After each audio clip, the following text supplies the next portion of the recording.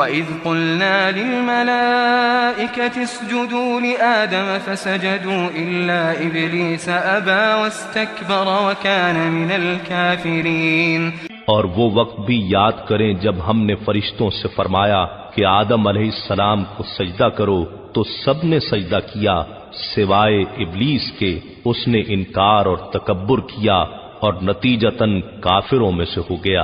وَقُلْنَا يَا آدَمُ اسْكُنْ أَنْتَ وَزَوْجُكَ الْجَنَّةَ وَكُلَا مِنْهَا رَغَدًا حَيْثُ شِئْتُمَا وَلَا تَقْرَبَا هَٰذِهِ الشَّجَرَةَ فَتَكُونَا مِنَ الظَّالِمِينَ۔ اور ہم نے حکم دیا اے آدم تم اور تمہاری بیوی اس جنت میں رہائش رکھو اور تم دونوں اس میں سے جو چاہو جہاں سے چاہو کھاؤ مگر اس درخت کے قریب نہ جانا ورنہ حد سے بڑھنے والوں میں شامل ہو جاؤ گے۔